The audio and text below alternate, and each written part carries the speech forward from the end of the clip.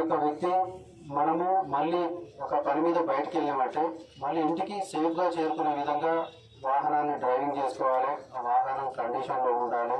మనకు కూడా driving licence ఉండాలి. వాహనం కొన్నప్పుడు దాని యొక్క రిజిస్ట్రేషన్ సక్రమంగా ఉండాలి. మేము అచ్చంపేట పట్టణంలో ఈరోజు ఈ యొక్క కాలనీ వాసం నేను చాలా అభినందిస్తున్నాను. ఓన్లీ ఒక 8-10 బండ్లు మాత్రమే కొద్దిగా ఇర్రెగ్యులర్ నెంబర్ లేకుండా ఉన్నాయి. అదే గతంలో ఇక్కడ వేరే సార్ చెక్ చేసినప్పుడు ఒక 15 నిమిషాలు 20 నిమిషాలలో బండ్లను ఆపినట్టయితే ఒక 50 బండ్లు నెంబర్ లేకుండా కనిపించినాయి. ఈ శివసాయి నగర్లో మాత్రం నేను చాలా అభినందిస్తున్నాను.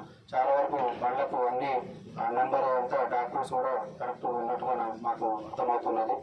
మీరు కూడా ఈ వాహనాలు డ్రైవింగ్ చేసేటప్పుడు కంపల్సరీ సీట్ బెల్ట్ పెట్టుకోవాలి. రెండవది మోటార్ సైకిల్ మీద వెళ్ళేటప్పుడు హెల్మెట్ కంపల్సరీ ఉండాలి.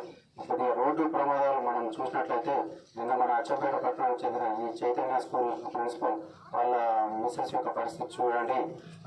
లారీ డ్రైవర్ ఎంత నిర్లక్ష్యంగా మెయిన్ రోడ్డుకు ఎవరైనా మెయిన్ రోడ్డుకు మీదికి బైలైన్స్ నుంచి వస్తున్నాడంటే రెండు వైపులా చూసి అతను మెయిన్ రోడ్డుకు రావాలి.